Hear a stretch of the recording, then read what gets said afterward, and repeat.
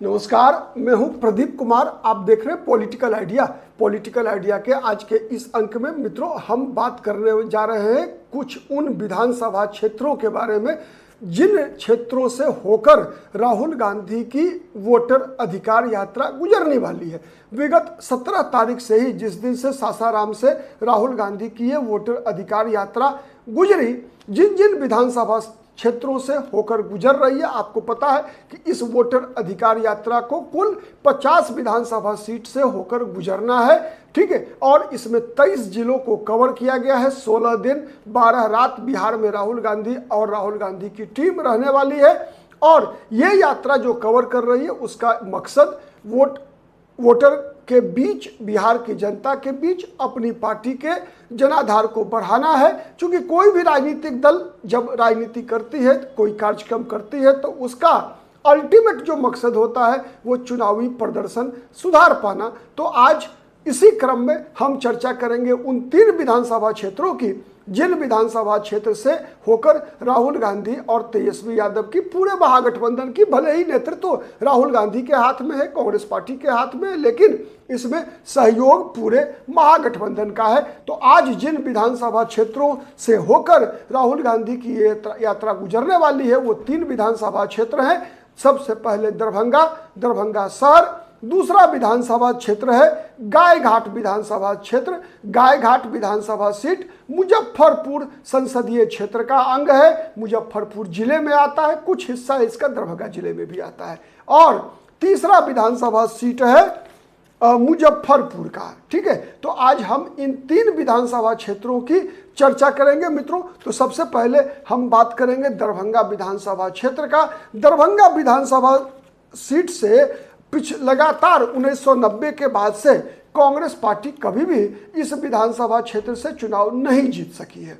ये सबसे बड़ी बात है। उन अंतिम विधायक कांग्रेस पार्टी से हुए थे 1985 में मोहम्मद अशफाक अंसारी। उसके बाद से कभी भी कांग्रेस पार्टी इस विधानसभा क्षेत्र में चुनाव नहीं जीत पाई। 1990 के बाद से लगातार इस विधानसभा सीट पर मुकाबला भारतीय जनता पार्टी और जनता दल और फिर बाद में राष्ट्रीय जनता दल के बीच होता रहा।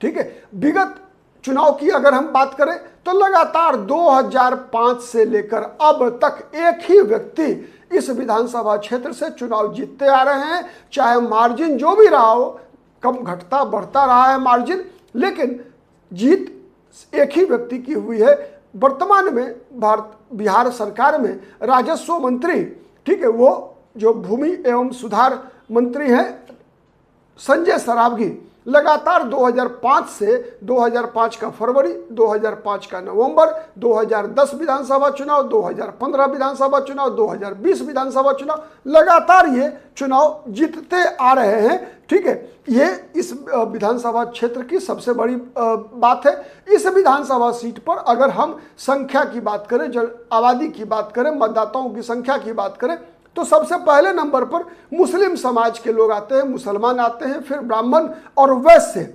ये मुख्य रूप से ये इन 3 वर्गों के मतदाता इस विधानसभा क्षेत्र में हैं।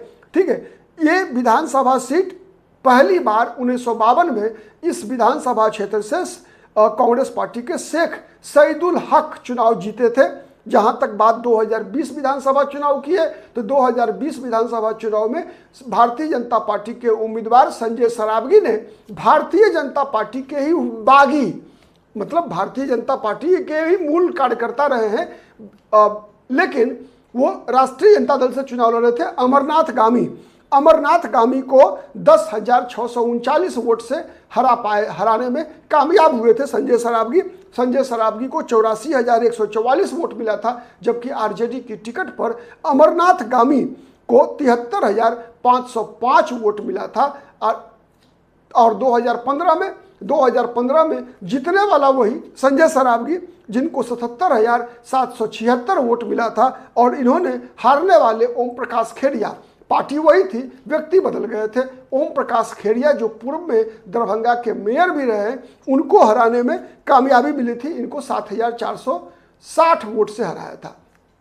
2010 के विधानसभा चुनाव में संजय सरावगी ने आरजेडी के उम्मीदवार सुल्तान अहमद को 27,554 वोट से हराया था। संजय सराबगी को उस चुनाव में 64,136 वोट मिला था और आरजेडी के सुल्तान अहमद को 36,582 वोट मिला था। यह मार्जिन ज़्यादा था। उसका एक प्रमुख कारण यह था कि उस बार आरजेडी और कांग्रेस पार्टी दोनों अलग अलग चुनाव लड़ी थी और कांग्रेस पार्टी के कमरुल हसन, ठीक है, उनको डॉक्टर कमरुल हसन 7,561 वोट मिला था। ठीक है, ये रहा दरभंगा शहरी विधानसभा सीट का इतिहास। अब हम बात करते हैं गायघाट विधानसभा सीट का। गायघाट विधानसभा सीट मैंने बताया मुजफ्फरपुर जिले में मुजफ्फरपुर संसदीय क्षेत्र का अंग है। इस विधानसभा सीट पर भी 1990 के बाद से कभी भी कांग्रेस पार्टी चुनाव नहीं जीत सकी है। 1990 में पहली बार एक निर्दलीय उम्मीदवार के रूप में महेश्वर प्रसाद यादव यहां से चुनाव जीतने में कामयाब रहे और वही महेश्वर प्रसाद यादव 1995 में जनता दल में शामिल हो गए और जनता दल की टिकट पर 1995 में चुनाव जीते। लेकिन 2000 में जब समता पार्टी बनी और फिर जनता दल यूनाइटेड बना, उसके बाद यहां जनता दल यूनाइटेड के वीरेंद्र कुमार सिंह ने 2000 के चुनाव में चुनाव जीतने में कामयाबी हासिल की। महेश्वर प्रसाद यादव को हरा दिया उन्होंने। 2005 का दोनों चुनाव आरजेडी की टिकट पर महेश्वर प्रसाद यादव जीतने में कामयाब रहे।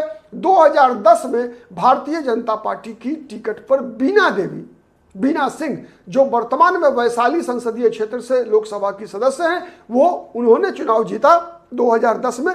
फिर 2015 में यहाँ राष्ट्रीय जनता दल की टिकट पर महेश्वर प्रसाद यादव ने बीना देवी को हरा दिया। ठीक है, और फिर 2020 के चुनाव में आरजेडी ने अपना उम्मीदवार बदल दिया। चूंकि इसलिए कि महेश्वर प्रसाद यादव ने बगावत कर दिया था, आरजेडी से चले गए थे जनता दल यूनाइटेड में। ठीक है, तो इसीलिए उनको 2020 में जो है राजद का टिकट नहीं मिला। 2020 में निरंजन राय ने महेश्वर प्रसाद यादव, जनता दल यूनाइटेड के महेश्वर प्रसाद यादव को 7,566 वोट से हराया था और बीना देवी की पुत्री का नाम है कोमल सिंह को तीसरा नंबर मिला था और तीसरे नंबर पर लेकिन वोट काफ़ी काटा था उन्होंने, 36,851 वोट काट लिया था और यही मुख्य कारण था जनता दल यूनाइटेड के उम्मीदवार महेश्वर प्रसाद यादव की पराजय का गायघाट विधानसभा सीट पर। ठीक है, अब हम बात करते हैं मुजफ्फरपुर विधानसभा क्षेत्र की। मुजफ्फरपुर विधानसभा सीट शहरी विधानसभा सीट है। इस विधानसभा क्षेत्र में मुसलमान, वैश्य, भूमिहार और राजपूत जाति की बहुलता है और यही वर्ग जो है वो चुनावी राजनीति को पूरी तरीके से प्रभावित करते हैं। ठीक है, इस विधानसभा सीट से 1952 में पहली बार जो चुने गए थे एमएलए के रूप में वो थे शिवनंदा।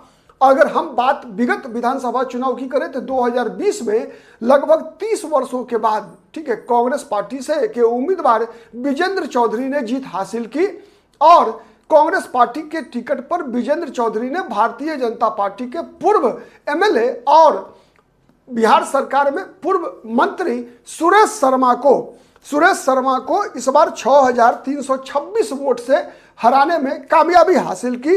कांग्रेस पार्टी के टिकट पर विजेंद्र चौधरी को 81,871 वोट मिले थे और बीजेपी के सुरेश शर्मा को 75,545 वोट से ही संतोष करना पड़ा था। वही 2015 के विधानसभा चुनाव की अगर हम बात करें तो 2015 में बीजेपी के सुरेश शर्मा ने जनता दल यूनाइटेड के टिकट पर, अभी कांग्रेस के टिकट पर विजेंद्र चौधरी एमएलए है लेकिन ये 2015 का विधानसभा चुनाव लड़ रहे थे जनता दल यूनाइटेड के टिकट पर।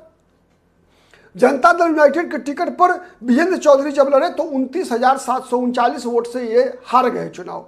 बीजेपी 2015 के विधानसभा चुनाव में बीजेपी के उम्मीदवार सुरेश शर्मा को 95,594 वोट मिला था और विजेंद्र चौधरी जो जेडीयू के उम्मीदवार के रूप में चुनाव लड़ रहे थे तो 65,855 वोट से संतोष करना पड़ा था। 2010 की बात करें तो बीजेपी के उम्मीदवार सुरेश शर्मा ने एलजेपी के उम्मीदवार, आप याद कीजिए रखिए 2010 के विधानसभा चुनाव में कांग्रेस अलग लड़ रही थी, राष्ट्रीय जनता दल का तालमेल लोक जनशक्ति पार्टी के साथ था और 2010 का विधानसभा चुनाव राष्ट्रीय जनता दल के इतिहास में अब तक सबसे खराब प्रदर्शन था जब मात्र 22 एमएलए जीत पाए थे। तो 2010 के विधानसभा चुनाव में बीजेपी की टिकट पर सुरेश शर्मा ने लोक जनशक्ति पार्टी के उम्मीदवार मोहम्मद जमाल को 46,439 वोट से हराने में कामयाबी हासिल की थी।